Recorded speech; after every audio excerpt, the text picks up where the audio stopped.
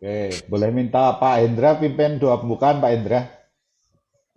Oke, ya, mari kita berdoa semuanya. Ya Tuhan, ya Allah Bapa kami sungguh bersyukur untuk setiap hari dalam penjagaan dan perlindungan Tuhan sehingga sampai kini kami dalam keadaan yang baik.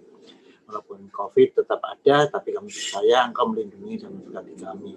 Dan tolong kompak yang akan dimulai dari awal sampai akhir, kami mau menyerahkannya ke dalam tangan Tuhan.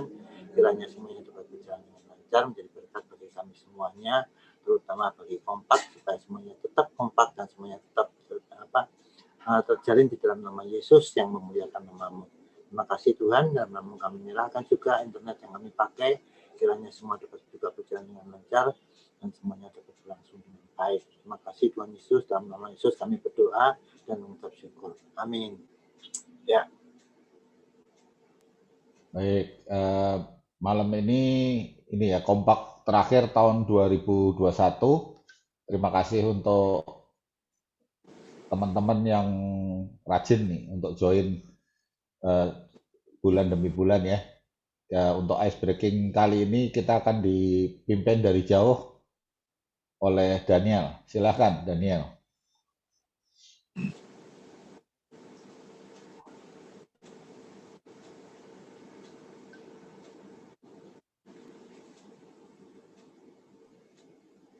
Ya, oke. Selamat malam, Bapak semua. Malam. Nggak putus-putus kayaknya sinyal saya ya. Lancar. Bagus, Oke, baik. bagus. Saya mau mencoba memperkenalkan ice breaking asik menurut saya sih. Tadi sempat saya bingung untuk nyari ice breaking, ternyata dapat di YouTube. Jadi ice breakingnya kita agak berbeda, kita sedikit bergerak, mungkin banyak bergeraknya malah. Kita goyang-goyang, namanya ini banana dance. Nanti kalau memang mau lebih mendalami lagi bisa Bapak-bapak lihat di YouTube, namanya ada banana dance. Jadi tiap kita bayangkan kita adalah sebuah pisang atau banana kan. Nah, pisang itu cara memakannya pertama kita kupas atau dipil ya kan. Kita pakai liriknya bahasa Inggris karena saya lihat di YouTube-nya pakainya bahasa Inggris. Terus untuk intonasinya nanti ya cuman kayak baik ketukan aja, tanpa intonasi musik seperti itu. Salam dari Binjai. Siapa? Pisang Binjai. Pertama kita pil kan, terus kupas, pil atau kupas. Kemudian yang kedua adalah sebelum dimakan biasanya mungkin emang agak aneh, tapi biasanya kan juga kita potong, ya kan? Potong atau cut, ya toh. Nanti liriknya tadi pertama pil banana gitu. Kita nyanyiin 2 kali. Dan ini gerakannya saya sekarang aja gerakannya sekalian. Nanti bapak-bapak berdirinya nanti aja. Pertama kan kita pil dulu. Pisang pertama seperti ini ya Pak. Pisang. Langsung nyanyi sama intonasi sama gerakan bersama-sama. Pil banana, pil banana, pil banana, pil banana. Nah, itu yang pertama. Yang kedua, kita tadi apa? Cut atau potong. Nah, potong gerakannya seperti ini. Cut banana, cut banana, cut banana, cut banana. Seperti itu, Pak. Paham ya? Gerakan kedua. Untuk yang ketiga, setelah di cut, kita eat. Eat gimana caranya? Ya kita gini. Eat banana, eat banana, eat banana, eat banana. Tiap gerakan kita repeat 2 kali, Pak ya. Setelah di eat, tadi apa ya? Sebentar, kok saya lupa. Peel, cut, eat, terus Buang. Buang, ya. Buang caranya ya seperti ini, kita buang aja. Tapi liriknya jadi boom, banana, boom, banana, boom, banana. Intonasinya udah dapat ya Bapak-bapak semua ya? Ada feel-nya ya? Oke, kalau gitu kita coba sambil berdiri. Bapak-bapak semua berdiri, kita sedikit bergerak. Pak Anton kenapa? Kepalanya mentok, Pak Anton. Kita kalau berdiri hilang dari layar semua ini. Iya nih Pak, saya juga hilang dari Iya layar. nih di lantai nih soalnya naruh ininya. Komputernya di lantai. Ini mungkin kalau Nanti kelihatan pakai kakinya aja nanti. VB kan jadi seperti itu ya. Kalau pakai VB jadi hilang ya. Mungkin VB-nya di close aja dulu. Kalau Habit apa ya? virtual background, Pak. Oh, Nah, virtual background kan memang dia biasanya nge-zoom-nya di Jauh. tengah. Ya, jauh. Nah, kalau di off-in biasanya dia bisa jauh. nggak, ini soalnya kita nggak pakai handphone, pakainya komputer kan. Ditaruh gitu komputernya. Laptop kan. Nah, mejanya kan terbatas ya kalau dijauhin. Nggak apa-apa, kita ikut aja gerakannya. Kita tetap Oke, siap. Sambil Ya duduk, juga nggak apa-apa. Daniel aja kita nonton.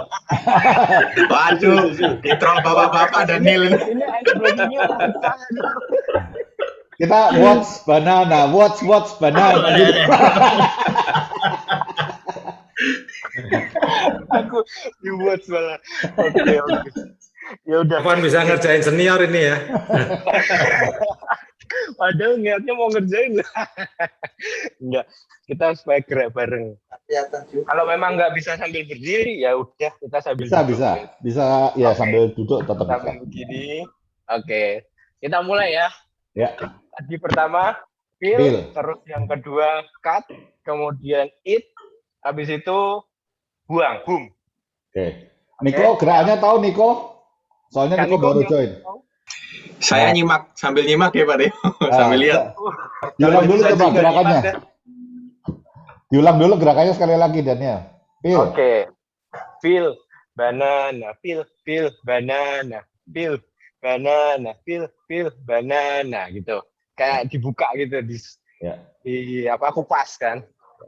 Kemudian yang kedua tadi cut, cut, banana, cut, banana, cut, banana, cut, banana, gitu. Yang Oke. ketiga eat, ya kan? Eat banana, eat banana, eat banana, eat banana, gitu ya. Yang keempat, boom, banana, boom, banana, boom, banana, gitu.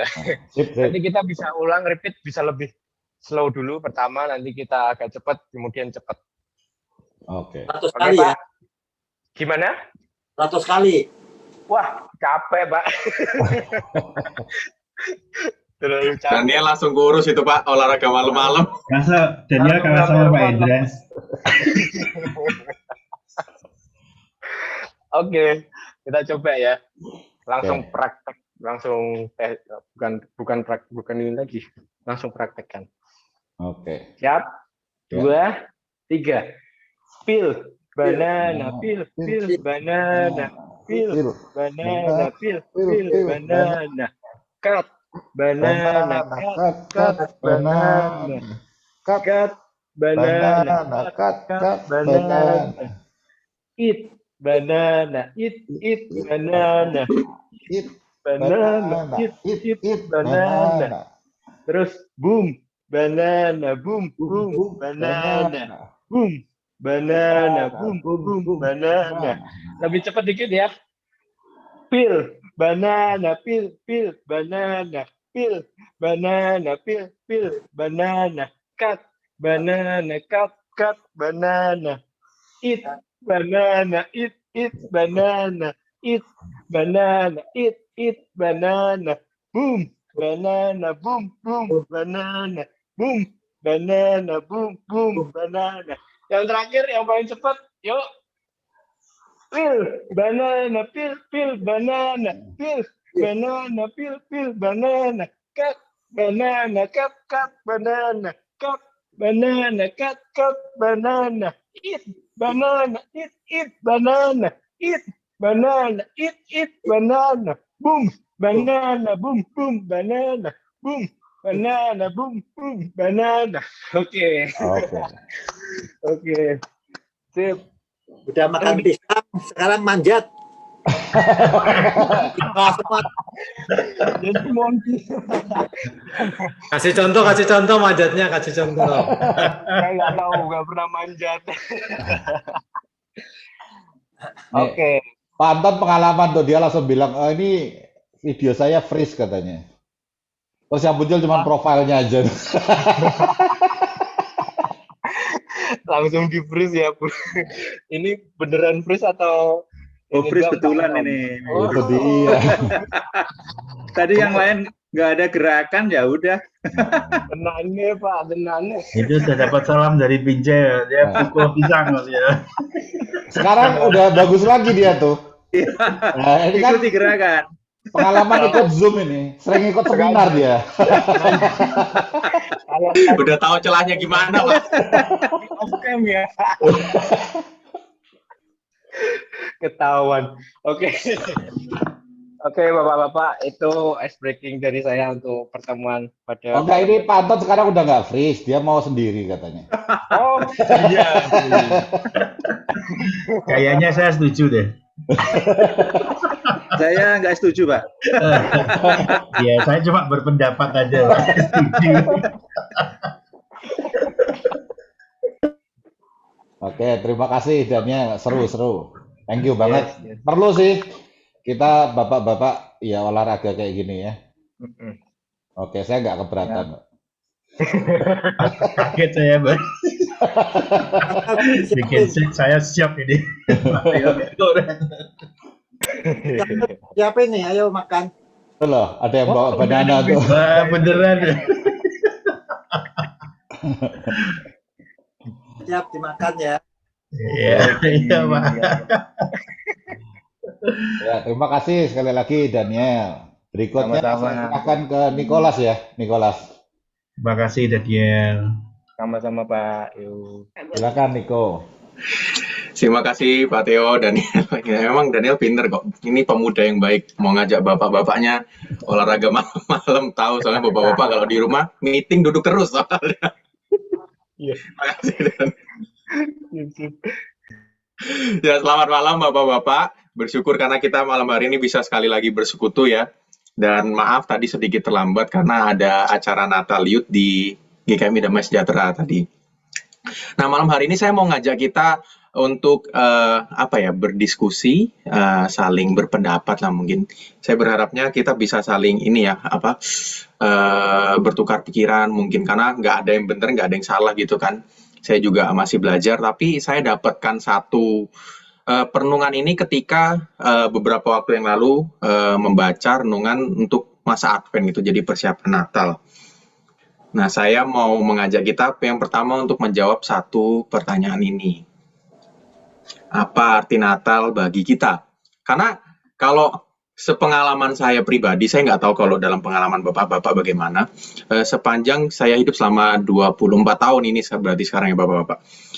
Seringkali ketika berbicara tentang Natal, itu malah terfokus pada apa yang kita lihat, maksudnya secara luar gitu. Nah, kalau saya kecil, saya izin sharing sedikit. Kalau saya kecil dulu pasti kalau berbicara tentang Natal itu ingatnya tentang hadiah, ingatnya tentang perayaannya, ingatnya tentang Santa Claus-nya, ingatnya tentang nyalain lilin waktu nyanyi Malam Kudus dan hal-hal yang meriah lainnya. Nah, beranjak dewasa, setelah kuliah itu saya makin sadar ternyata yang namanya Natal itu bukan sekedar itu saja, tapi dengan beriringan dengan semakin beranjak dewasa, semakin sibuk juga kan kita. Nah, setelah kuliah dan sekarang setelah pelayanan, seringkali kalau berbicara tentang Natal, yang muncul di pikiran saya itu malah sibuk, Bapak-bapak. Karena kalau sebagai hamba Tuhan pasti sibuknya waktu Natal gitu ya. Dan saya yakin sebagian besar dari kita juga ada yang mungkin di bulan Desember tuh dalam pekerjaannya masih sibuk. Entah kita yang mungkin wirausaha ataupun bekerja dengan orang lain gitu, pasti bulan Desember masih sibuk, apalagi tahun ini gitu ya, libur Natalnya tuh bener-bener libur Natal dan Tahun Baru bener-bener hari Sabtu weekend, jadi kayak berasa nggak ada libur, cuti bersama pun juga nggak ada. Nah, sehingga yang ada di pemikiran kita adalah ketika berbicara tentang Natal memang ada ibadah, tapi dengan ada ibadah itu juga ada juga kesibukan kita. Nah, kalau menurut Bapak-Bapak, saya pengen tanya, apa sih arti Natal bagi kita? Nah, kalau ke anak-anak sekolah minggu, ke anak-anak youth ini satu pertanyaan yang sering ditanyakan, karena mungkin mereka tidak tahu. Tapi kalau kita, Bapak-Bapak, orang dewasa, saya yakin kita sudah tahu secara alkitabiah. Tapi kalau menurut kita pribadi, apa sih arti Natal? Kalau menurut saya pribadi, saya mau mengawali, Natal itu jadi satu momen di mana Tuhan mengingatkan saya kan apa ya 1 tahun kemarin apa saja sih yang saya sudah lakukan dan seringkali itu nggak sesuai dengan apa yang saya harapkan dan apa yang Tuhan kehendaki juga. Jadi Natal jadi suatu momen buat saya merefleksikan bagaimana apa yang sudah saya lakukan selama 1 tahun kemarin dan juga mempersiapkan diri saya untuk menjalani tahun ke depan karena Natal selalu di akhir tahun kan pasti bapak-bapak. Nah kalau bagi saya pribadi itu arti Natal. Nah kalau menurut bapak-bapak yang hadir saat ini mungkin 2 orang boleh kasih pendapatnya.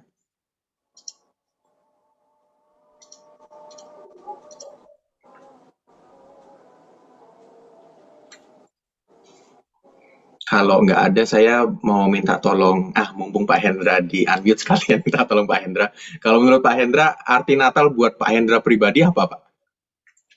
Natal ya artinya kita pasti siap untuk sibuk-sibuk, cari inspirasi apa yang bisa dipakai, apa yang bisa berguna, apa yang bisa bermanfaat di gereja untuk sesama, untuk teman-teman yang berteman. Ya, jadinya kalau kita sih selalu pasti ada kesibukan di gereja gitu, sibuk itu udah pasti. Tapi kalau udah selesai itu ya senang karena hasilnya itu hasil karya kita itu bisa bermanfaat, bisa ada gunanya dan kita bisa dengan itu bisa memuliakan Tuhan. Moga-moga tahun depan bisa diberi inspirasi lagi apa yang bisa kita sumbangkan kepada kelahiran Tuhan Yesus yang sudah menyelamatkan kita ini. Itulah kira-kira. Oke, terima kasih Pak Hendra. Please. Satu orang lagi kalau boleh, Bapak-bapak.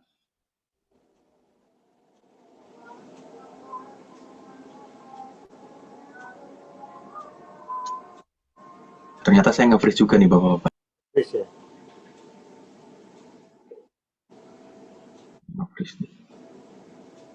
Di saya oke nih kok.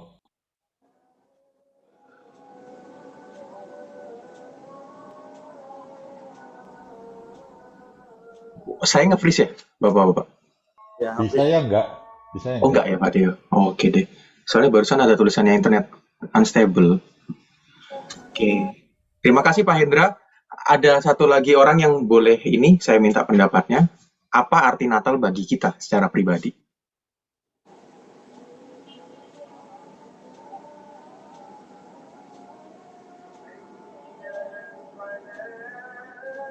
Boleh minta tolong Pak Listio? Kalau boleh Pak.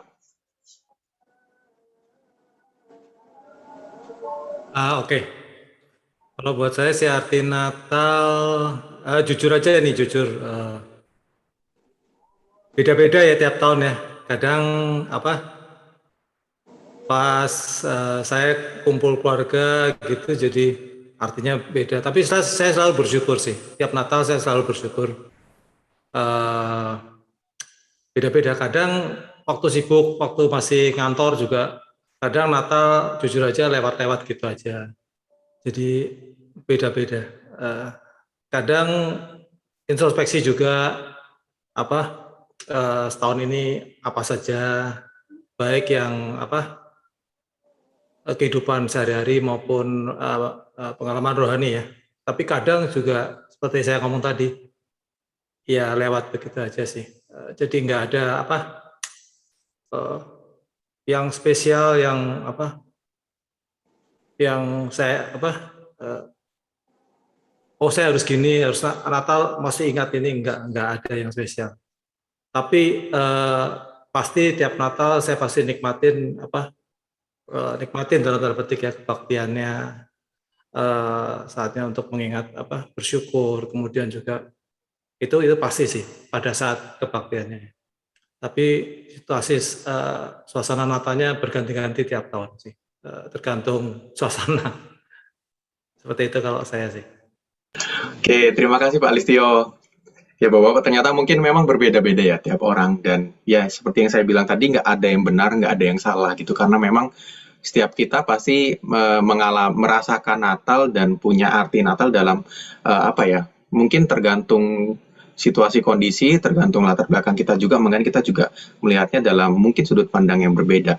Tapi kalau saya lihat dari 3 contoh tadi, termasuk dari saya sendiri, seringkali yang kita alami adalah ketika Natal, ya begitu. Natal tuh terkadang lewat begitu saja. Kita bersuka cita, kita berbahagia ketika Natal, ketika kita beribadah, ketika kita merayakan. Tapi kalau kita tanya lagi ke dalam diri kita, apa sih arti Natal, apa esensi Natal buat diri kita pribadi?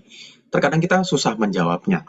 Nah, karena itu saya malam ini mau ngajak kita untuk bersama-sama memikirkan tentang hal ini, Natal. Karena saya yakin bagi kita bapak-bapak, mungkin Natal itu jadi satu momen liburan akhir tahun gitu ya, dan saya tahu buat kita yang sudah bekerja, yang namanya libur itu satu hal yang sangat berharga, karena kita selama ini selalu sibuk entah dengan pekerjaan, dengan keluarga, ataupun dengan hal-hal lainnya, termasuk dengan saya dan Pak Edi pun selama ini pasti juga sibuk dengan pelayanan, apalagi kalau waktu Natal, wah itu waktu-waktu sibuknya untuk hamba-hamba Tuhan gitu ya bapak-bapak.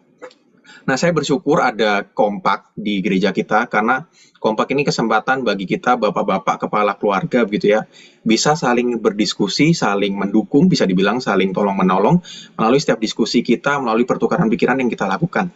Nah, selama 1 bulan kemarin, dari awal Desember sampai nanti Natal, kita kan sudah membicarakan tentang tema-tema tentang Natal. Masa-masa Advent ini masa persiapan Natal. Nah, saya pengen di dalam kompak ini, biasanya kita cuma dengar khotbah satu arah begitu Bapak-Bapak. Nah, kita pengen untuk saling bertukar pikiran, saling berdiskusi. Nah, makanya saya akan melontarkan beberapa pertanyaan, dan harapannya ya kita bisa, oh ternyata menurut saya seperti ini, menurut Pak Listio seperti ini, menurut Pak Edi seperti ini, dan harapannya kita semakin luas, semakin kaya, dan setelah kompak harapannya Bapak-Bapak kita bisa punya pemaknaan tentang Natal yang jauh lebih baik, yang jauh lebih luas, karena kita bisa saling bertukar pikiran gitu. Terima kasih untuk responnya. Nah, pertanyaan yang kedua yang saya mau tanyakan adalah, bukan hanya arti Natal, tapi kalau ditanya lebih jauh, kira-kira kalau Tuhan tanya ke kita, apa yang Tuhan inginkan dari Natal tahun ini? Nah, ini pasti yang bisa jawab kita pribadi, karena tanyanya ke kita masing-masing kan Bapak-Bapak. Tapi jangan dijawab dulu. Saya mau ajak kita untuk membaca satu bagian firman Tuhan dan bersama-sama merenungkannya. Dari Yohanes pasal 17 ayat 20 sampai ayat 26. Yohanes pasal 17 ayat 20 sampai 26. Ini bagian tentang doa Yesus bagi murid-muridnya. Nah, saya mau ngajak kita untuk baca bersama-sama Yohanes 17 ayat 20 sampai 26. Saya akan minta tolong satu orang untuk bacakan satu ayat.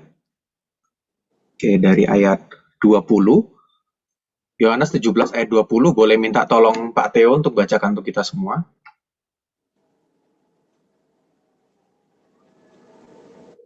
Satu ayat ya. Ya. Yohanes 17 ayat 20. Dan bukan untuk mereka ini saja aku berdoa, tetapi juga untuk orang-orang yang percaya kepadaku oleh pemberitaan mereka. Oke, terima kasih Pak Theo. Ayat 21, boleh minta tolong Pak Anton untuk bacakan. Supaya mereka semua menjadi satu, sama seperti Engkau ya Bapa, di dalam aku dan aku di dalam Engkau, agar mereka juga di dalam kita, supaya dunia percaya bahwa Engkaulah yang telah mengutus aku.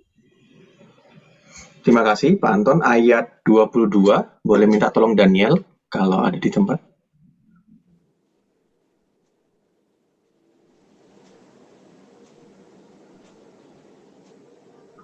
Oke, kayaknya Daniel lagi mungkin kamar mandi. Ayat 22 boleh minta tolong.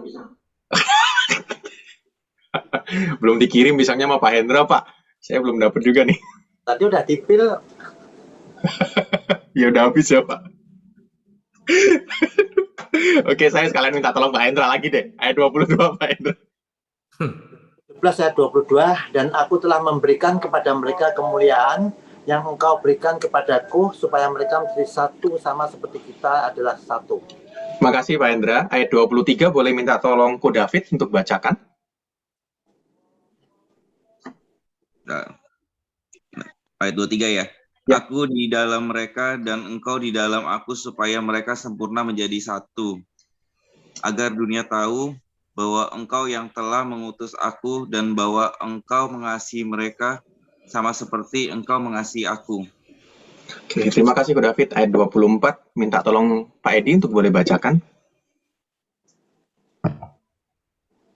Ya Bapa, aku mau supaya dimanapun aku berada, mereka juga berada bersama-sama dengan aku, mereka yang telah Engkau berikan kepadaku, agar mereka memandang kemuliaanku yang telah Engkau berikan kepadaku. Sebab Engkau telah mengasihi aku sebelum dunia dijadikan. Terima kasih Pak Edi. Ayat 25, minta tolong Pak Jun kalau ada di tempat.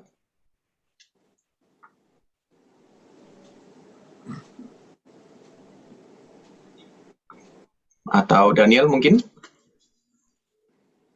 Belum selesai makan pisangnya. Aduh, kalau gini. Pak Hendra nggak kapok itu. Iya, makanya saya baru mau lempar ke Pak Hendra lagi nih Pak barusan. Ayat 25 boleh minta tolong Pak Jun. Ya Bapa yang adil, memang dunia tidak mengenal Engkau, tetapi aku mengenal Engkau, dan mereka ini tahu bahwa Engkau lah yang telah mengutus aku. Oke, terima kasih Pak Jun. Ayat 26 saya akan bacakan. Dan aku telah memberitahukan namamu kepada mereka, dan aku akan memberitahukannya, supaya kasih yang Engkau berikan kepadaku ada di dalam mereka, dan aku di dalam mereka. Nah, Bapak-Bapak, mungkin tadi karena bacanya kita satu ayat agak terpenggal-penggal, dan mungkin kita sedikit kurang menangkap apa maksudnya. Nah, bagian tentang doa Yesus bagi murid-muridnya ini cukup panjang, ayat 17 memang. Tapi kalau kita baca dan bisa disimpulkan, sebetulnya puncak dari doa Tuhan Yesus bagi murid-muridnya ini ada di ayat yang ke-24 sampai ayat 26. Nah, di ayat 24 tadi sudah dibacakan, dan dalam ayat tersebut ada satu bagian yang mengatakan demikian. Aku berdoa mereka juga berada bersama-sama dengan aku, mereka yang telah Engkau berikan kepadaku, agar mereka memandang kemuliaan-Mu yang telah Engkau berikan kepadaku, sebab Engkau telah mengasihi aku sebelum dunia dijadikan.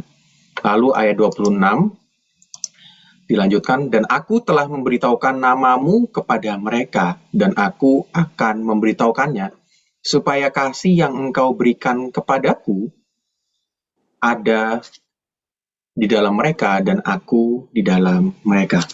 Nah, kalau Bapak-Bapak perhatikan tadi dua ayat barusan yang saya bacakan dan kata-kata yang dicetak tebal dan berwarna kuning. Nah, kalau dalam bagian tersebut, ketika kita ditanya, apa yang Tuhan inginkan dari Natal? Kalau menurut Bapak-Bapak jawabannya apa? Saya mau minta pendapatnya lagi. Supaya kita ada di dalam Dia. Supaya kita ada dalam Dia. Terima kasih Pak Hendra. Ada yang punya pendapat lain?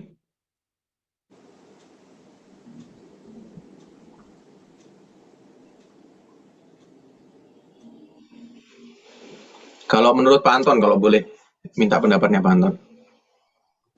Ya, kalau melihat konteks tadi yang disampaikan oleh Niko, ya memang demikian ya. Karena arti Natal yang sesungguhnya itu kan memang kehadiran Tuhan untuk membuka hati setiap orang yang mau percaya gitu ya, supaya mereka menjadi satu ya di dalam Bapa, di dalam Anak, di dalam Roh Kudus gitu ya. Jadi kalau inti dari keinginan Tuhan kan begitu ya, tergantung dari respon kita gitu. Seperti halnya dalam Yohanes gitu kan, dalam kitab Yohanes kan bagaimana Yohanes mengobservasi gitu ya, Bapa datang atau mengutus anaknya untuk hadir ke dunia ini, tetapi sayangnya manusia kan tidak tidak mau menerima gitu ya. Jadi datang kepada miliknya, tetapi yang miliknya itu sendiri tidak mau menerima dia sebagaimana seharusnya gitu. Karena pada dasarnya kan kita merupakan ciptaan Tuhan, kita diberi nafas oleh Tuhan, dan tidak ada atau tanpa dia, ya kita tidak ada gitu ya. Tidak ada sesuatu pun yang terjadi dari apa yang seharusnya terjadi, dan hidup itu adalah ya di dalam Tuhan Yesus itu sendiri gitu ya. Itu menurut pendapat saya. Makasih. Terima kasih Pak Anton. Boleh minta tolong satu orang lagi, Ko David kalau boleh, pendapatnya Ko David. Waduh, ya intinya Tuhan sih pengen ya kita terus ya bersama Dia dan yang mengabarkan Injil ya tentang kebenaran, tentang firman Tuhan ke dunia. Itu aja sih. Oke, terima kasih Ko David. Nah, Bapak-Bapak, kalau yang saya dapatkan dari Bapak-Bapak tadi kelihatannya betul semua gitu ya. Saya bingung sendiri tuh, jadi kalau waktu dengerin, ya berarti yang harusnya seperti apa ya? Karena memang bagian doa Tuhan Yesus bagi murid-murid ini panjang gitu kan, dan di dalamnya tuh kayak terdapat banyak doa, terdapat banyak harapan Tuhan terhadap murid-muridnya, terhadap kita juga. Nah, tapi kalau dari yang perenungan yang saya baca, dan saya setuju dengan perenungan itu, kalau dari ayat tadi, sebenarnya senada semua dengan Bapak-Bapak tadi, tapi kalau ini kan dalam satu kalimat, mungkin begitu ya, kalau boleh dirangkumkan dalam satu kalimat, satu bagian tadi berbicara tentang melihat bagaimana Tuhan menginginkan kita sebagai murid-muridnya, sebagai anak-anaknya, supaya kita tuh rindu untuk melihat dan menikmati kemuliaannya, serta belajar mencintai apa yang Ia cintai gitu. Dan tadi jawaban yang sudah diberikan oleh Pak Anton, oleh Ko David, itu sebenarnya semua terangkum juga dalam satu hal ini gitu ya. Bagaimana kita menjadi serupa dengan Tuhan, bagaimana kita juga memberitakan kasih-Nya, memberitakan Injil-Nya dalam kehidupan kita. Nah, itu sebenarnya menurut saya pribadi terangkum dalam satu kalimat ini. Bagaimana kita melihat dan menikmati kemuliaannya serta belajar mencintai apa yang Ia cintai. Nah, ini mungkin satu pernyataan yang cukup abstrak gitu ya. Kita baca nggak sekali baca langsung mengerti. Apa maksudnya melihat dan menikmati kemuliaannya serta belajar mencintai apa yang Tuhan cintai. Seringkali karena yang ada di pikiran kita adalah ketika kita melihat kemuliaan Tuhan, kalau dalam Alkitab, dalam Perjanjian Lama itu, ketika umat Tuhan melihat kemuliaan Tuhan, mereka tuh harus menutup mata. Karena kalau nggak begitu, saking terangnya kemuliaan Tuhan itu, matanya bisa sampai buta dikatakan gitu ya. Nah, karena kemuliaan Tuhan tuh begitu besar dan kita mungkin nggak sanggup untuk melihat kemuliaan Tuhan. Tapi dalam firman Tuhan tadi, Tuhan Yesus mengharapkan kita bukan sekedar melihat, tetapi juga menikmati kemuliaan Tuhan. Dan bukan berhenti di sana aja, tapi kita juga belajar mencintai apa yang Tuhan cintai. Nah, menurut Bapak-Bapak bagaimana tentang satu pernyataan ini?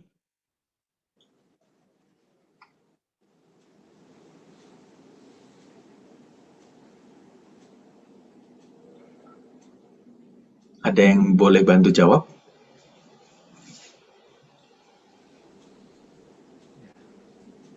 Tuhan Yesus datang, kita mengenal Dia, kita tahu kita anak-anaknya, Dia baru kita namanya. Terima kasih Pak Edra. Ada ini jawaban lagi mungkin Bapak-Bapak?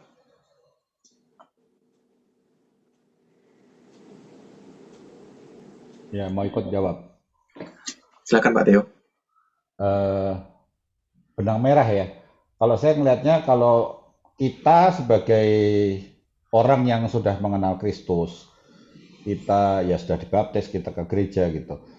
Dari pertanyaan yang pertama ke sini tuh, menurut saya kita akan punya jawaban tuh akan senada gitu ya. Akan ya sama lah. Setiap tahun kita selalu ditanya apa makna dari Natal gitu. Jadi kalau ditanya Natal tuh maknanya apa, ya maknanya kita akan ditanya apa makna Natal gitu setiap tahun, karena itu selalu terjadi gitu kan. Tapi anehnya memang setiap tahun kita kayak ya tadi gitu gagap gitu ya, kalau ditanya apa arti Natal sebenarnya, kita tetap mesti mikir lagi gitu ya kan, dan kita mesti merenung. Nah, kalau ditanya ini dari apa yang Niko sampaikan tadi dan juga apa artinya nih kita belajar mencintai apa yang ia cintai, saya kepengen ngelihatnya bagaimana kita itu bisa berdampak kepada orang yang di lingkungan kita yang belum mengenal justru kan. Karena kalau dari tadi yang Niko sampaikan, kita ngelihatnya kan karena dosa manusia, maka antara Allah dan manusia ini kan jadi kayak ada jurang, dan Yesus itu kan adalah perantara kan. Dia dikirim tuh perantara untuk mengingatkan bahwa Allah tuh sangat mengasihi dunia, dan kita tuh kalau di sini dia melihat dan menikmati kemuliaannya kan kita harus menyambut ya berarti ya. Menyambut itu kan harapannya semua orang menyambut supaya bisa melihat dan menikmati, belajar mencintai apa yang ia cintai, tadi bicara tentang kasih Bapa gitu ya. Nah, kita punya peran apa gitu. Nah, saya selalu melihatnya yang 3 lingkaran itu, ada lingkaran kontrol, pengaruh, dan peduli aja gitu ya. Nah, yang ada di dalam kontrol dan yang bisa saya pengaruhi, saya melihatnya selalu ya tim saya lah di kantor gitu, atau di rumah saya gitu kan. Itu apa yang bisa saya lakukan. Kepengennya tuh orang ikut tahu bahwa ya saya itu berbahagia karena Yesus itu memulihkan kan. Dia tuh memulihkan hubungan kita dengan Bapa gitu kan. Jadi mestinya saya bersuka cita, saya mestinya menyambut, melihat, menikmati kemuliaannya gitu kan. Kepengennya orang lain yang bisa kita kontrol, bisa kita pengaruhi itu juga paling enggak ikut menyambut gitu. Jadi ikut merasakan bahagianya gitu. Jangan sampai kelihatan kita di bulan Natal tuh justru kayak hidupnya susah, stres gitu. Biasanya untuk kayak pengusaha kayak Pak Hendra mungkin ada karyawannya Kristen di mana kita mesti ngasih bonus atau ngasih apa ya tunjangan gitu ya karena kepengennya mereka bahagia. Nah, sama saya juga untuk tim saya kepengennya mereka itu juga merasakan ya kebahagiaan itu juga gitu kan supaya ikut tertular gitu ya. Tahu bahwa ya umat Kristen ini adalah bulannya nih, bulan Natal itu di mana kita ya merayakan datangnya atau kelahiran juru selamat kita gitu kan. Kepengennya mereka juga tertular supaya ikut menyambut sehingga tadi yang dibilang bahwa Bapak kepengennya kasihnya itu orang-orang lain juga tahu gitu. Yesus itu kan udah ngasih tahu ke kita gitu bahwa dia menerima kasih Bapa dan dia juga menyalurkan kasih Bapa kepada kita, kepengennya kita menyambut tadi, kita juga mestinya itu gitu. Jadi praktikalnya buat saya kepengennya orang lain juga tertular gitu. Ikut bahagia ya. Salah satu bentuknya gimana? Kalau ke klien ngasih hadiah gitu kan, ya saya suka ngasih free assessment gitu misalnya kalau di bulan Natal gitu kepada klien atau kepada karyawan ya yuk kita makan-makan merayakan akhir tahun gitu. Kira-kira seperti itu aja Niko. Jadi kepengennya bagaimana saya bisa berpengaruh kepada yang justru di luar dari yang memang sudah mengenal itu gitu. Itu. Terima kasih Pak Theo. Saya semakin ini lagi nih, semakin luas juga. Iya, ternyata bisa ke arah sana juga gitu. Saya juga baru ini semakin paham juga sih.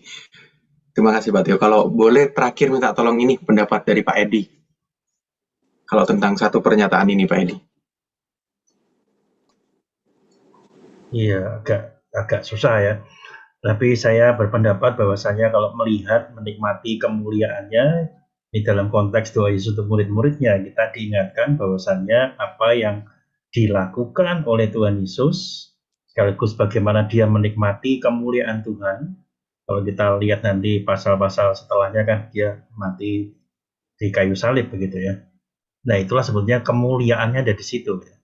Jadi kita sungguhnya diarahkan juga ketika Natal ini bahwasanya bagaimana kita melihat cara Tuhan melihat, menikmati cara Tuhan menikmati, dan kita dituntun akhirnya untuk belajar apa yang dia cintai. Siapa yang dia cintai?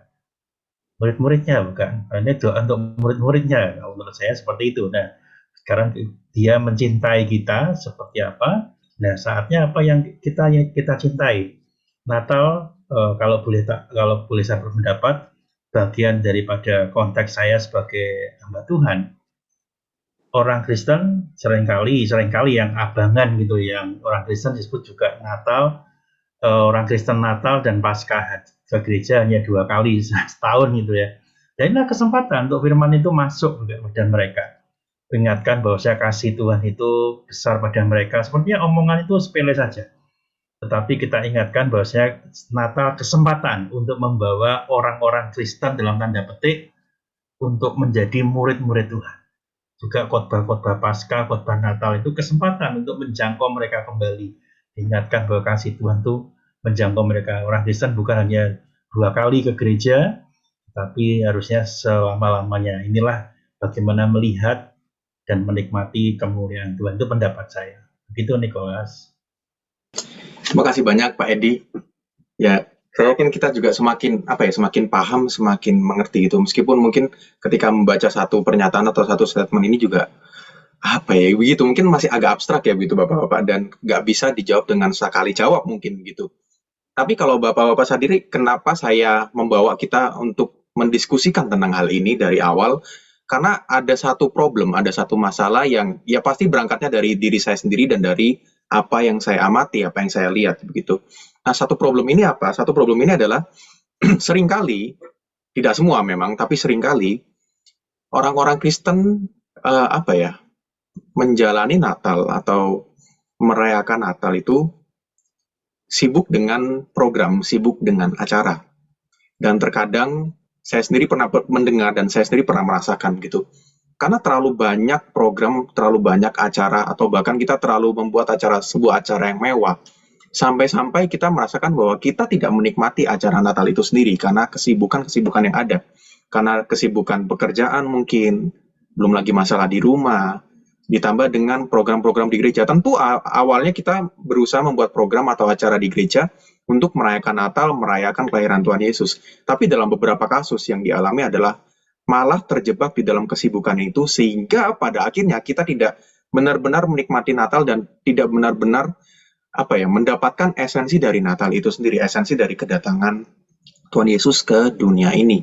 Nah, sekali lagi tentu tidak semuanya seperti itu, tapi dalam beberapa problem yang saya amati dalam diri saya sendiri secara khususnya, saya pernah mengalami satu hal ini Bapak-bapak, dan secara khusus ketika saya menjalani panggilan saya sebagai hamba Tuhan, problem ini semakin real, problem ini semakin nyata. Ketika saya kuliah dan terus lanjut pelayanan gitu, praktek 2 bulan, praktek 1 tahun, ketika mempersiapkan Natal, selalu ada momen-momen di mana saya bertanya kepada diri saya sendiri, apa sih arti Natal sebenarnya? Apakah Natal cuma sebatas kesibukan yang kita lakukan di bulan Desember? Apakah Natal cuma sebatas ya udah kita libur di bulan Desember, terus kita merayakan ibadah di gereja, seru-seruan, kita buat acara yang mewah, acara yang megah, sebatas itu saja, atau ada hal yang lain gitu? Karena kita tahu dalam firman Tuhan ya, Natal mengatakan tentang kelahiran Tuhan Yesus ke dunia ini. Bagaimana Allah yang Immanuel itu datang ke dunia ini dan menjadi sama dengan kita. Tapi problemnya adalah ada beberapa kasus di mana Natal malah bukan jadi momen kita melihat dan menikmati kemuliaan Tuhan, tapi kita malah menjadi terbeban. Nah, sekali lagi Bapak-bapak, satu reminder buat kita ya, nggak semua seperti itu. Dan saya yakin mungkin ada beberapa dari kita yang mengalami, tapi ada juga yang tidak merasakan. Dan tidak apa-apa, karena ya ini diskusi, saya berharapnya kita bisa saling semakin menajamkan satu sama lain, dan saya sendiri terus belajar begitu. Nah, kenapa saya ingin membawa kita dalam diskusi ini? Saya awalnya karena membaca satu pernyataan atau satu kutipan dari seorang pendeta di Amerika yang namanya John Piper. Dia penulis banyak buku teologi juga. Dan dia mengatakan dalam kutipan ini adalah, Tuhan itu paling dimuliakan di dalam kita. Kita merasa paling sukacita di dalam Dia. Jadi kapan Tuhan paling dimuliakan dalam hidup kita? Tuhan paling dimuliakan di dalam hidup kita ketika kita menjalani kehidupan kita mengikuti Tuhan dengan sukacita. Nah, momen pertama kali saya membaca satu kutipan ini, saya jujur kaget Bapak-bapak, karena di pemikiran saya yang waktu itu mungkin masih umur 19 atau 20 tahun, waktu saya baca, saya merasanya yang namanya orang Kristen tuh ikut perintah Tuhan. Dan namanya hidup mengikuti perintah Tuhan tuh nggak selalu mudah. Ada susahnya. Dan salah satu contoh nyatanya adalah ketika ya mungkin merayakan Natal itu ya. Ketika kita merayakan Natal, tentu kita ingin memuliakan nama Tuhan, tentu kita ingin menyenangkan Tuhan. Tapi ada momen-momen di mana kita merasa capek, kita merasa lelah, dan kita merasa kayak, ya aku melakukan ini berharapnya dengan sukacita. Tetapi dengan adanya kesibukan, dan mungkin masalah yang kita alami, malah hal itu membuat kita kurang bersukacita di dalam merayakan Natal. Nah, ini jadi satu statement yang menurut saya cukup menampar saya pribadi gitu. Karena jujur saya sendiri di dalam beberapa kali merayakan Natal gitu ya Bapak-bapak, saya merasakan bahwa yaitu saya merayakan Natal ya sekedar melakukan program, melakukan acara-acara yang ada, tapi kalau dikulik dalam hati saya begitu Bapak, ya saya sendiri bingung. Mungkin kalau ditanya gagap apa sih arti Natal bagi Niko gitu, saya bingung gitu. Apa ya Tuhan ya? Karena kesibukan yang ada, karena mungkin dengan masalah yang ada, Natal menjadi satu hal yang lewat begitu saja dan kita tidak benar-benar menikmati esensi dari Natal. Padahal kalau tadi firman Tuhan dalam doa yang Tuhan berikan kepada murid-murid, sebetulnya kenapa Natal itu terjadi? Kenapa Tuhan datang ke dunia ini? Ya harapannya seperti yang tadi bukan harapannya sih, tapi tujuannya seperti yang Pak Anton katakan tadi, untuk kembali memperbaiki relasi antara manusia dengan Tuhan yang rusak karena dosa. Tujuan utamanya itu, tapi seringkali malah kita lupa begitu, dan Natal jadi lewat begitu saja. Dan pertanyaan terakhir untuk kita semua, apa yang Tuhan inginkan dari kita di Natal tahun ini? Nah, dari tadi kita sudah bahas, tentu setiap orang berbeda-beda jawabannya. Nah, oleh karena itu saya pengen dengar jawaban dari bapak-bapak semua kalau bisa. Karena harapannya dengan kita memberikan jawaban, kita juga semakin mengerti, oh menurut saya, yang Tuhan harapkan dari saya seperti ini, yang Tuhan harapkan dari orang lain berbeda mungkin. Tapi ketika kita mendengarkan jawaban masing-masing satu dengan yang lain gitu, harapannya adalah, oh kita juga bisa semakin mengerti dan mungkin lebih jadi satu komitmen buat kita di tahun depan, apa goals atau apa tujuan yang ingin kita capai gitu. Nah kalau dari saya pribadi, kalau saya ditanya satu pertanyaan ini, Bapak-Bapak, apa yang Tuhan inginkan dari kita atau dari Niko di Natal tahun ini? Menurut saya dengan konteks saya sebagai hamba Tuhan, tadi saya mengatakan bahwa terkadang ketika menyiapkan acara-acara Natal di gereja ataupun program-program, seringkali karena adanya kesibukan, malah jadi salah fokus begitu ya Bapak-Bapak. Sibuk dengan program, sibuk dengan kegiatan, tapi lupa dengan hati saya sendiri. Saya tidak benar-benar menikmati. Nah, kalau pertanyaan ini ditanyakan kepada saya, jawaban saya adalah, Tuhan menginginkan saya untuk bukan sekedar melakukan tugas, bukan sekedar melakukan perintah Tuhan, tapi yang seperti tadi kita bahas, seperti kita diskusikan, menikmati Tuhan itu sendiri. Dan caranya bagaimana, ya itu mungkin saya belum bisa jabarkan ya, karena saya belum berpikir sampai sejauh itu, tapi kalau ditanya ke saya, jawabannya seperti itu. Nah, kalau menurut Bapak-Bapak apa? Kalau dalam konteks kita masing-masing. Mungkin saya mau ngawali lah Niko ya. Boleh, terima kasih Pak Anton. Mungkin ya ini kata-kata mungkin kan Pak Theo nggak suka ya. Pinginnya dia pasti gitu. Saya banyak lagi dari tadi mungkinnya Pak. Kalau nilai udah coretan merahnya banyak gitu. Fleksibel aja gitu. Dalam arti gini, karena konteks Natal itu kan seringkali terjadi pada akhir tahun ya. Nah pada akhir tahun itu seringkali menimbulkan konflik. Ini dalam situasi pekerjaan ya. Pekerjaan itu kan ada target delivery gitu kan. Bagi seorang marketing, bagi seorang saya gitu ya. Itu kan ada target tahunan gitu. Ini yang seringkali menimbulkan konflik di situ. Sehingga saya seringkali merasa tidak nyaman menikmati Natal gitu ya. Karena seringkali atasan saya itu mempertanyakan gitu. Mempertanyakan kan harus mencapai target. Padahal target saya sudah terpenuhi 100% misalnya gitu. Tapi pada satu titik tertentu saya sebetulnya sudah 100% gitu. Terus lebih dari 100%. Tapi berhubung ada teman lain yang tidak 100%, nah itu kesalahannya disalahkan ke saya juga gitu. Jadi saya kena dampak gitu. Kamu kok tidak satu tim gitu. Satu tim gimana? Saya sudah mencapai 100%, kan saya juga tidak bisa mengaruhi tim yang lain gitu ya, pencapaian delivery dalam konteks pekerjaan gitu ya. Nah, ini agak ini karena saya ingin membuat satu pembedaan, mungkin juga pengalaman dari Bapak Ibu semuanya.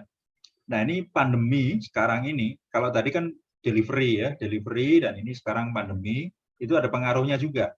Apa sih yang Tuhan inginkan dalam kehidupan kata-kata kita gitu kan, saya dalam hal ini ya, kami gitu ya.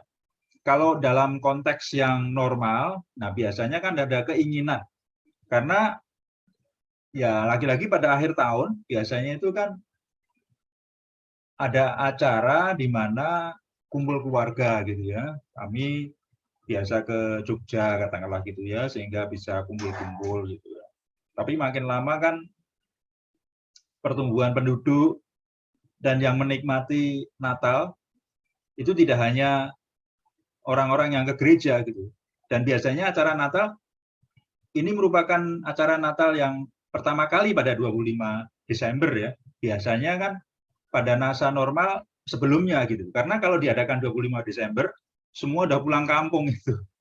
Punya kampung atau tidak, pokoknya pulang gitu ke luar kota gitu karena dianggap sebagai acara liburan. Nah, ini satu momen yang baik yang bagi saya juga merupakan satu momen untuk mengingat kembali bagaimana kita berkumpul dalam konteks gereja kita gitu. 25 Desember merupakan momen yang baik bagi kita untuk berkumpul dan juga menyampaikan refleksi kita gitu. Dan Tuhan berharap bahwa komunitas kita ya secara keluarga maupun keluarga di gereja gitu ya ada kesempatan untuk berkumpul gitu ya. Dan dengan melalui virtual seperti ini juga bisa mengikat ya, bisa mengikat lebih kuat lagi bagaimana kita berkomunikasi tidak hanya jemaat di Kelapa Gading atau di sekitar Jakarta, tetapi juga berada di luar negeri ataupun juga di luar kota dengan satu hal yang lebih baik. Terima kasih. Terima kasih Pak Anton. Mungkin satu atau dua orang lagi kalau boleh saya ingin dengar ceritanya, bisa Pak. Dipersilakan kalau boleh. Ya, saya mau kesaksian nih. Silakan Pak. Pertanyaannya apa yang Tuhan inginkan dari kita, maksudnya personal ya. Ya tahun demi tahun seperti yang Niko bilang tadi, kalau Natal kan biasanya kita sibuk. Dan biasanya ada panitia dibentuk untuk menyiapkan ya acara-acara Natal gitu kan. Yang saya paling ya sedih atau worry itu kalau kita jadi kehilangan fokus tadi. Kan kita sempat bicara tentang fokus gitu ya tadi ya di ibadah kebaktian tadi juga. Sehingga panitia yang menyiapkan itu tuh malah menyiapkan supaya orang lain menikmati Natal, tapi kitanya malah ada friksi gitu. Malah ada gesekan-gesekan gitu kan, karena satu sama lain nggak cocok atau merasa jengkel kenapa begini, kenapa begitu, karena setiap orang punya caranya masing-masing gitu kan. Nah itu biasanya saya khawatir tuh kalau Natal, jangan sampai malah Natal itu bikin jadi suasana tuh nggak nyaman gitu ya, karena yang namanya panitia tuh pasti orang-orang yang kalau di gereja kita yang kecil, komunitas kecil ya orangnya itu aja gitu kan. Kalau sampai ada friksi-friksi itu kan ya mengganggu gitu ya, karena ini pasti orang-orangnya ya memang orang-orang yang lumayan aktif gitu. Nah di Natal tahun ini itu saya sendiri tuh merasa saya sendiri kan juga punya misi biasanya gitu ya, dan saya orangnya sangat rasional gitu ya, kepengennya apa yang saya percaya itu ya baik di kantor, di gereja, di rumah ya menjalankannya hal yang sama. Saya kepengen suasana itu nggak kepengen terlalu formal, nggak kepengen terlalu birokrasi gitu ya. Kepengennya itu ya suasana tuh cair. Makanya ya kompak formatnya juga seperti inilah, nggak terlalu struktural seperti biasanya gitu ya. Lebih ya kita diskusi aja lah, siapa yang punya pendapat ya ngomong gitu kan. Nah waktu saya terima surat terus terang aja dari panitia Natal, saya tuh sempat terganggu gitu. Banyak hal yang secara rasional tuh saya pikirin gitu. Loh ini kita cuma di komunitas sendiri aja, kenapa untuk minta kompak terlibat di Natal kok harus pakai surat formal gitu? Apa saya juga mesti nanggepin formal gitu? Bahwa kompak harus melayani di minggu keberapa gitu kan? Dan yang saya kepikiran terus terang, kita bukannya mesti go green ya? Maksudnya ini kan cuma di komunitas kita sendiri gitu kan?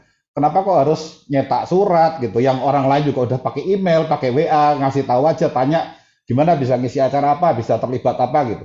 Ini kok mesti pakai surat yang formal gini segala gitu loh.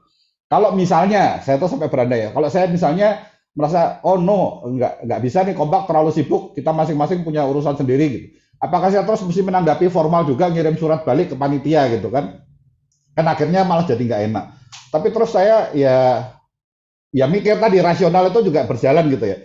Loh yang selama ini saya khawatirin jangan sampai malah saya sendiri yang jadi bikin ricuh nih gitu, gara-gara cuman surat yang sepele yang saya kepengennya nggak formal, ini kok formal banget gitu kan. Jadi ya saya tahan untuk tidak membesarkan lah masalah ini gitu. Tapi pasti sempat terganggu, mungkin saudara-saudara juga ngelihat waktu saya terima surat itu, saya tuh nggak langsung menyampaikan ke Kompak bahwa kita diminta begini begitu, tapi ya surat itu saya forward aja, silakan dibaca sendiri, ada surat kayak gini lah gitu. Kita disuruh berkontribusi gitu. Tapi ya tetap saya tahu untuk saya ya pasti ada maksud Tuhan lah. Kenapa kok tahun ini diminta jadi ya ketua Kompak gitu ya. Makanya saya juga ya komit, saya mesti join nih yang Kompak di PGMW gitu ya. Dan kalau kita misalnya diminta berkontribusi, pasti ada maksud Tuhan juga gitu ya. Kompak ini kenapa kita harus ya melakukan sesuatu. Jadi ya ada perang batin gitu. Antara misi saya bahwa kita harus go green, kita di dalam komunitas itu ya nggak perlu terlalu formal, nggak perlu terlalu birokratis, walaupun saya percaya hierarki juga ada manfaatnya, ada pentingnya gitu ya. Tetapi ya kalau misalnya kita bisa jalankan lebih luas aja di dalam komunitas kan lebih nyaman gitu ya. Yaitu semuanya saya kesampingkan lah. Yang penting fokus kepada ya apa yang Tuhan mau. Ya kan Tuhan nggak kepengen kita dalam merayakan memperingati hari lahirnya dia gitu. Malahan kita ya terjadi gesekan-gesekan yang nggak perlu itu gitu. Makanya ya saya berusaha menahan diri dan menurut saya ya akhirnya bisa berjalan dengan baik lah. Maksudnya banyak ide-ide juga saya lihat dari teman-teman di Kompak sehingga ya minggu lalu menurut saya ya Kompak bisa bekerja sama dengan baik dan mungkin juga bisa menjadi menjadi berkat juga lah buat komunitas di tempat kita meskipun perjalanannya ya seperti itu gitu. Itu dari saya Niko. Terima kasih banyak Pak Theo. Saya jadi tahu ternyata pergumulannya lumayan ini juga. Tapi setuju Pak, kemarin Kompak luar biasa mantap. Semoga kita menang. Jujur kemarin waktu saya juga pelayanan khotbah gitu Bapak. Waktu saya lihat dan mengikuti ibadah tuh benar-benar enjoy Bapak-bapak karena jarang sekali gereja yang bapak-bapaknya itu aktif yang seperti dikatakan Pak Edi gitu ya. Dan saya sangat bersyukur karena saya bisa praktek di tempat ini bahkan lanjut dan bergabung dalam komunitas ini karena sebagai seorang anak muda yang baru belajar begitu jadi caranya jadi seorang bapak perlu komunitas yang seperti ini dan bersyukur gitu meskipun ada pergumulan tadi yang seperti Pak Theo sampaikan tapi di Natal tahun ini Pak Theo juga belajar satu hal secara pribadi begitu ya. Terima kasih Pak Theo. Satu orang lagi mungkin Bapak-bapak.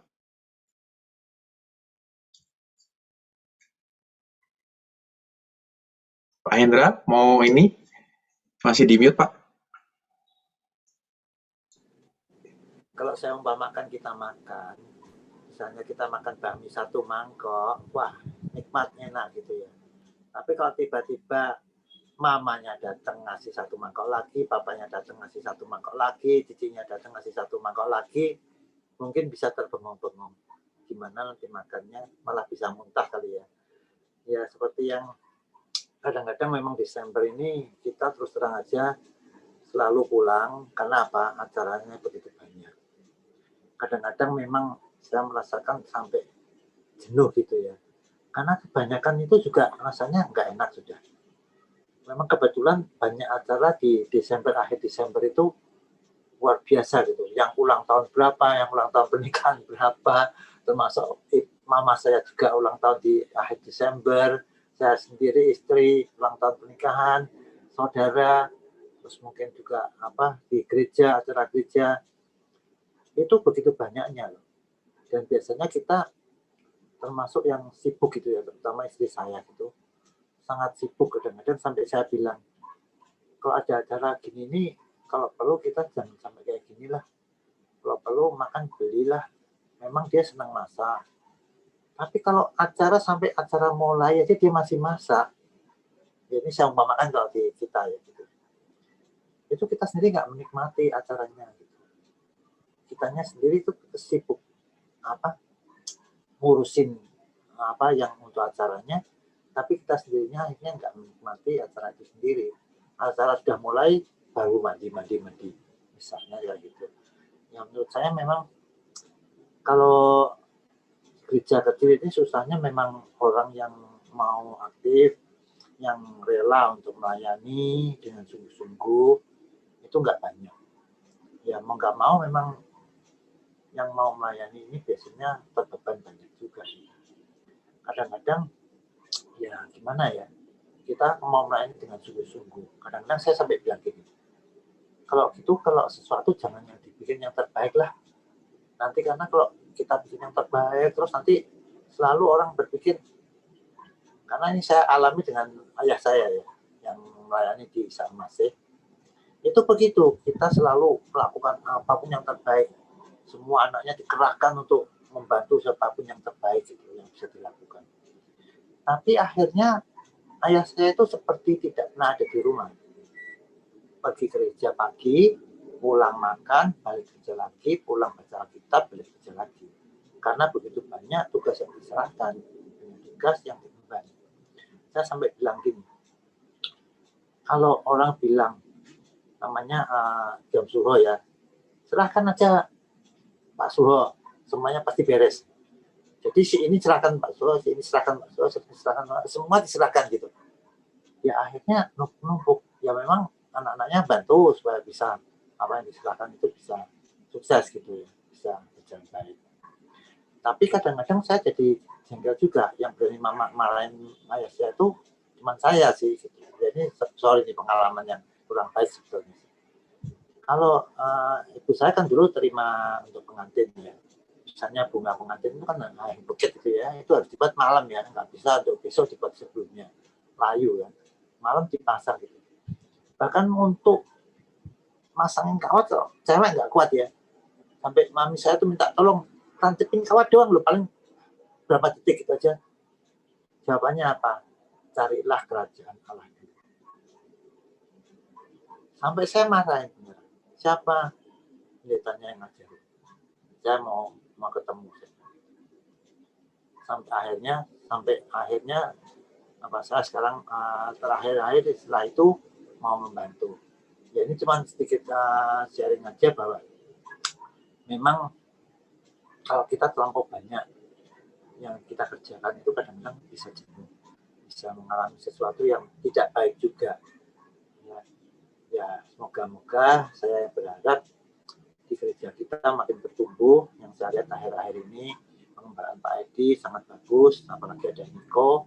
Semoga akan semakin maju, semakin banyak orang yang mau melayani, semakin banyak orang yang mau berjerih lelah lah untuk demi Tuhan ya, tanpa imbalan. Nah semuanya itu semoga gereja kita pengharapan benar-benar jadi pengharapan yang akan terus membaik sesuai dengan yang kita cantumkan, yaitu membaik. Dan semoga nanti semua bisa kontribusi, semua bisa kolaborasi, sehingga bisa terjadilah gereja kita ini akan terus semakin membaik. Itulah, terima kasih. Terima kasih banyak Pak Hendra untuk sharingnya. Ya saya pribadi sangat bersyukur Bapak karena saya boleh membawakan diskusi ini dan boleh mendengar jawaban dan kesaksian dari setiap kita begitu, karena saya yakin ini juga boleh semakin menguatkan kita dan mempersiapkan kita supaya kita nantinya bisa merayakan Natal tahun ini dengan dengan sepenuh hati dan nggak sekedar lewat aja begitu.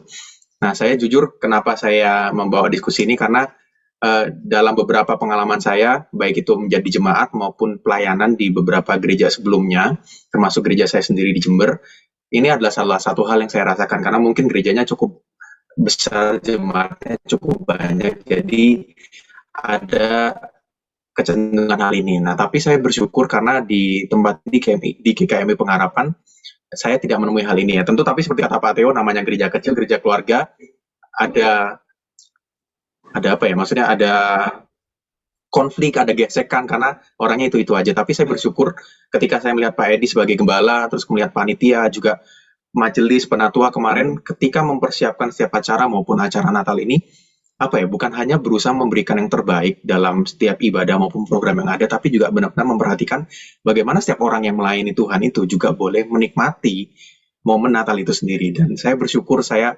bisa ikut bergabung dan bahkan ikut melayani dalam perayaan Natal di gereja kita ini. Dan kiranya diskusi kita malam hari ini, sharing kita malam hari ini bisa saling membantu, saling menguatkan, saling mendukung meskipun secara tidak langsung gitu Bapak-Bapak. Dan kiranya harapannya juga kita boleh menyongsong, kita boleh mempersiapkan hati kita untuk boleh mengikuti merayakan Natal tahun ini dengan hati yang siap, dengan hati yang bersukacita, dengan hati yang boleh menikmati kemuliaan Tuhan dan mencintai apa yang Tuhan cintai. Terima kasih. Saya kembalikan kepada Pak Theo. Ya, terima kasih sekali Niko udah memimpin diskusi. Kita sudah diskusi panjang lebar, banyak mendapat ya berkat ya dari sharing dari sesama kita. Sekarang saya rasa kita tutup, kita akhiri diskusi kita malam ini. Pak Edi bisa tutup dalam doa Pak Edi. Bisa Pak? Oke. Terima kasih. Ya, kita berdoa ya. Bapa di dalam surga, kami bersyukur untuk kebersamaan kami kompak di GKI Pengharapan. Terima kasih untuk segala sesuatu yang boleh kami perbincangkan di malam hari ini. Sekaligus ini juga mengingatkan kepada kami semua bahwasannya Natal tiap tahun selalu ada rancangan Tuhan yang terbaik bagi setiap kami untuk kami lakukan, kami pikirkan juga. Kadang kami hanya melewatkan begitu saja, tapi kami diingatkan Natal selalu membawa banyak aspek, termasuk ketika Maria mendengar bahwa dia harus hamil, itu menjadi satu kepanikan bagi dia sendiri. Ada risiko di dalamnya, tapi ketika terus dijalani dan taat pada Tuhan, bahwasanya yang Tuhan berikan kepada Maria adalah kemuliaan. Itu juga bagi Yusuf. Biarlah ini juga menjadi bagian terindah bagi setiap kami ya Tuhan, bahwasanya Tuhan menyediakan kemuliaan bagi kami ketika kami benar-benar mau mengikuti dan mendapatkan makna Natal dalam hidup kami. Terima kasih untuk Nicholas yang memimpin diskusi kami di malam hari ini dengan sangat baik. Juga untuk kami semua yang sharing satu dengan lainnya, yang kami boleh mendapati bahwasanya begitu luasnya aspek daripada makna Natal bagi setiap kami. Terima kasih juga untuk Daniel yang sudah memimpin kami dalam acara Ice Breaking, yang Tuhan juga memberkati dia di dalam studi yang dilakukannya dan juga pekerjaan yang dilakukannya. Terima kasih Tuhan. Di dalam namamu Yesus Kristus kami berdoa. Amin.